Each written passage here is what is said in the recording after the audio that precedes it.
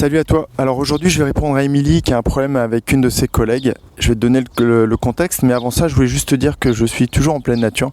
Donc si tu entends des petits bruits d'oiseaux, des petits jappements, c'est normal. Je me promène sur un petit chemin entre un champ de maïs et une petite prairie avec pas mal de fleurs et donc beaucoup d'insectes. Et tu vas peut-être entendre aussi des bruits de voiture parce qu'il est 8h30 le matin. Donc Émilie, en fait, sa problématique, c'est qu'elle est au contact d'une personne, une de ses collègues, qui n'est pas agréable et qui lui parle d'une manière sèche. Alors déjà, elle a précisé qu'elle ne parlait pas qu'à Émilie d'une manière sèche, mais cette personne parle avec tout le monde de la même manière et surtout à certains moments, en fait. Donc Émilie est chirurgien dentiste et donc c'est pendant les interventions où il y a sûrement un peu plus de stress que le comportement est encore un peu plus présent et que ça l'agace. Donc j'ai quelques clés pour toi Émilie et toi qui m'écoutes si jamais ça t'arrive, parce qu'on a tous autour de nous des personnes qui vont pas forcément bien et qui sont pas tout le temps très agréables et c'est important de pouvoir gérer notre relation avec elles et surtout ne pas complètement changer de personnalité pour répondre en fait à des fois ces petites agressions ou ce qu'on verrait comme des agressions. Donc la première clé tout simplement Émilie, c'est de te demander qu'est-ce que tu penses en fait. Qu'est-ce que tu te dis intérieurement? Si tu te dis elle me parle comme ça parce qu'elle ne me respecte pas, bah forcément ça te met en colère.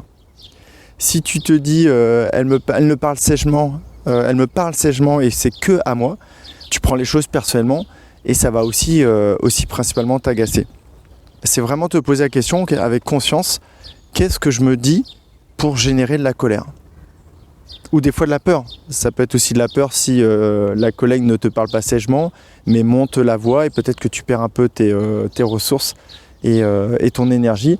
Donc pose-toi vraiment la question, concrètement, qu'est-ce que tu ressens en fait? Qu'est-ce que tu ressens et quelles sont les pensées qui te font ressentir ça? Parce qu'encore une fois, et ça va être la deuxième clé, c'est déjà de ne pas prendre les choses personnellement et en fait de transformer ce que tu ressens, à savoir peut-être de l'émotion, de ce que j'ai ressenti, de la colère, en de la compassion. En te posant tout simplement les questions, est-ce que pour toi, tu penses que c'est sympa pour elle de créer de mauvaises relations comme ça parce qu'en fait elle ne sait pas parler de manière douce ou peut-être qu'elle ne sait pas gérer son stress et donc ce qui fait qu'en fait elle change d'attitude et elle se crée des relations pas vraiment sympas. Surtout que tu m'as dit dans la description qu'elle était sympa en fait, donc tu sais qu'elle est sympa. Donc n'essaye pas en fait, garde ça en tête, dis-toi qu'elle est sympa, qu'elle a des problèmes pour gérer le stress, peut-être le stress des opérations que vous menez ensemble. Et l'idée, c'est de générer de la compassion en fait. Déjà en te disant que pour elle, c'est pas sympa. Donc c'est pas sympa pour toi, on est complètement d'accord, mais c'est pas sympa pour elle. Et c'est aussi important de le comprendre. Peut-être, je te donne un exemple, le premier qui me vient à l'esprit, elle avait un papa qui était extrêmement exigeant. Vous êtes dans un domaine qui demande de l'exigence. Peut-être que son papa était extrêmement exigeant et que quand elle révisait ses tables de multiplication, elle se prenait des baffes.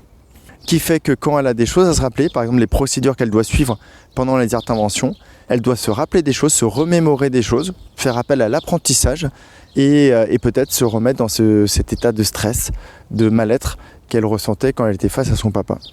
C'est pas ton problème, on est complètement d'accord, c'est à elle de bosser sur le sujet. Et pour faire ça, en fait, il faut qu'elle en ait conscience. Et si elle n'en a pas conscience, parce que tout le monde autour d'elle en a peur, en fait, elle ne pourra pas avancer. Elle peut se rendre compte par elle-même, mais peut-être, c'est aussi de lui dire et de lui exprimer de la manière dont tu ressens les choses. Je sais que c'est pas forcément évident d'exprimer les choses, mais encore une fois, il y a une manière de le faire.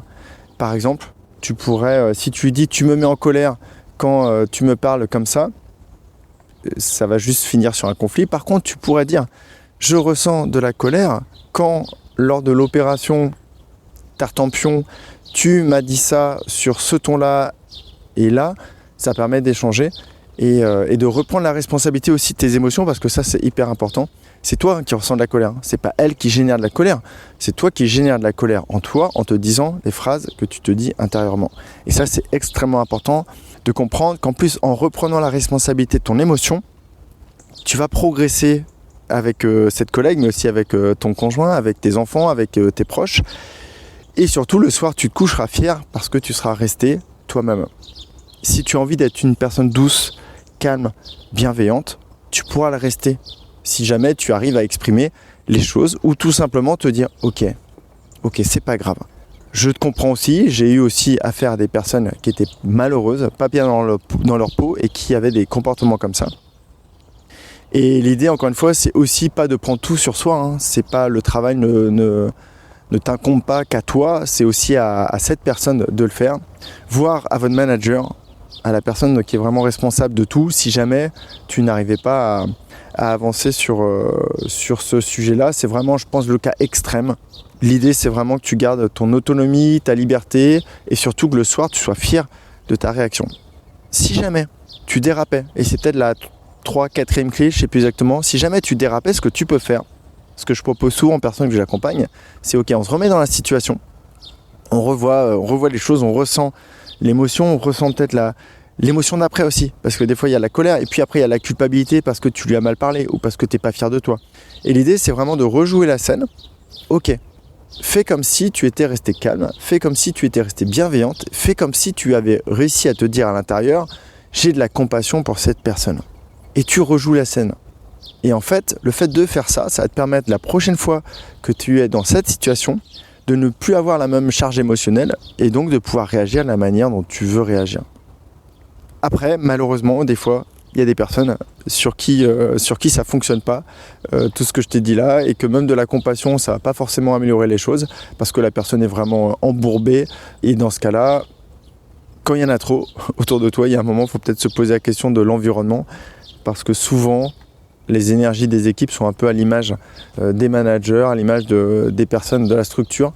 Et c'est vrai que si tous tes collègues devenaient aigris et te parlaient sèchement comme ça, on peut se poser la question. Et l'avantage aussi, j'y pense, de peut-être le partager avec la personne, c'est qu'elle aussi, elle peut te faire part de son ressenti.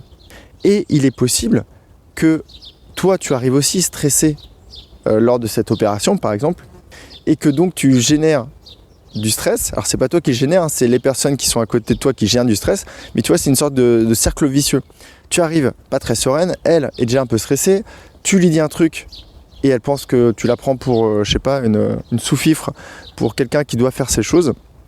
Tu génères du stress et elle te génère du stress, et en fait ça fait une sorte d'amalgame, un peu comme ce que moi j'appelle la situation hockey choral, c'est-à-dire que tu as envie de dire un truc à ton conjoint, tu le dis pas de la bonne manière, et lui il se sent agressé, donc il t'agresse, et là ça devient, on sort les colts, on fait 3 pas en arrière, et le premier qui abat l'autre, et ça marche rarement bien, ça améliore pas les choses, ni chez toi, ni sur la personne qui échange avec toi. Je vais pas rester plus longtemps, je pourrais parler de ça, je pense, pendant une demi-heure, 3/4 d'heure, et surtout encore plus précisément avec toi si tu étais face à moi. Mais ce n'est pas le cas. J'espère que ces quelques clés t'auront donné des idées pour vivre mieux la situation, et peut-être avoir le courage et la témérité d'aller la voir et de lui parler à un moment où vous êtes plus cool, hors opération, peut-être dans un endroit où toi tu te sens bien, après une pause repas ou lors d'une pause repas tous les deux en tête à tête, et lui dire voilà ce que tu ressens. Et peut-être qu'elle va te partager que oui, c'est compliqué, peut-être qu'en ce moment, dans sa vie à elle, c'est extrêmement compliqué. Donc elle arrive avec son bagage d'émotions négatives au boulot, et forcément des petits triggers comme une opération, comme une parole qu'elle aurait considérée pas très sympa de ta part, ça déclenche des choses. Et je voulais finir, je sais pas pourquoi ce mot revient en moi, personnel, ne prends pas les choses personnellement. C'est vraiment quelque chose de fondamental pour pas se laisser submergé par les émotions des autres ou les paroles des autres. En fait, de ce que tu me décris, il est fort possible que ce soit son stress à elle. Mais encore une fois, si toi tu arrives très sereine dans la compassion plutôt que la peur, la colère ou la tristesse et le stress, ça va beaucoup mieux se passer. Donc, sois cool avec toi-même, sois sympa avec toi-même, prends conscience de tes pensées, ne prends pas les choses personnellement, essaye de générer plutôt de la compassion en transformant la pensée et le dialogue interne plutôt que de la colère, et surtout exprime ton ressenti. Et si la première étape c'est trop compliqué pour toi d'aller la voir en face à face, ce que tu peux faire c'est tout simplement tu prends une lettre et tu lui adresses une lettre que tu n'auras peut-être même pas besoin de lui envoyer, parce qu'en fait le fait de l'écrire, tu vas poser par écrit ton ressenti, tes émotions, ce que tu vois, ce que tu entends, et en fait tu vas réussir à de toi-même transformer cet angle de vue qui fera que quand tu la regarderas, tes yeux sont beaucoup plus doux, beaucoup plus bienveillants, et tout va bien se passer.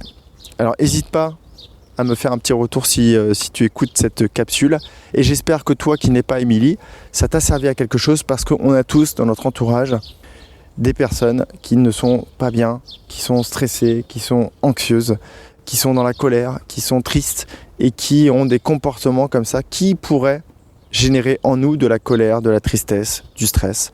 Et l'idée, c'est pas de sauter avec elles dans le trou qui est devant, mais au contraire, de leur tendre la main et de les aider à remonter en fonction, encore une fois, de ton énergie. Fais de ton mieux, mais c'est hyper important. J'espère que tu auras apprécié cette petite capsule. Je te dis pas quand est-ce que je reviens, parce qu'il est possible que je revienne assez régulièrement au mois d'août. Je reste sur béton. J'ai pas prévu de beaucoup bouger à part quelques sorties plage. J'ai mon bouquin sur lequel je suis beaucoup en train de travailler en ce moment. Il part en correction là à midi. Je n'y toucherai plus parce qu'autrement je vais le réécrire un peu tous les jours. Et voilà. Et j'ai hâte de te le proposer.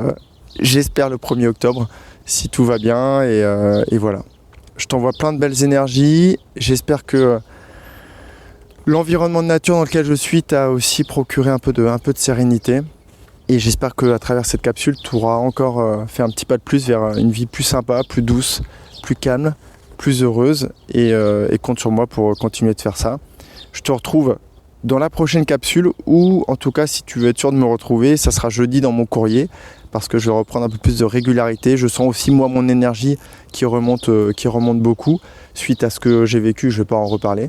Mais voilà. Donc je suis apte à t'envoyer de l'énergie, donc je t'en envoie plein d'amour, plein de gratitude, plein de compassion, parce que c'est vraiment un outil indispensable, et aussi plein de gratitude.